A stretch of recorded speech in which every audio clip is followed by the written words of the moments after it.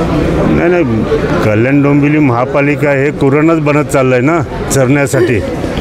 काय होतं, प्रशासक असल्यामुळे, लोकप्रतिनिधींची सत्ता नसल्यामुळे कोणाचा वचक राहिलेला नाही आणि सर्व बाहेरनं आलेले अधिकारी आणि त्यांच्या हाताखाली राहणारे कर्मचारी हे जसा तो अधिकारी कुरणामध्ये चरत असतो तसं त्याच्या खालचे लोकही ते कुरण चरण्यासाठीच ठेवलेलं आहे, आपल्यासाठीच ठेवलेलं आहे. पब्लिकशी काही घेणं देणं नाही असं समजून ते चरत असतात.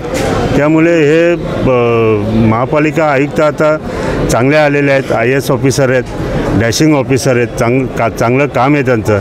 त्यांनी याच्यावरती आळा घालावा आणि बंधनं घालावी. कुठेतरी हे थांबवायला पाहिजे. KDMCची किती बदनामी आपण करणार, ते पण कुठेतरी थांबलं पाहिजे ना. त्यामुळे ही सामूहिक जबाबदारी ती सर्वांनी पार पाडली पाहिजे.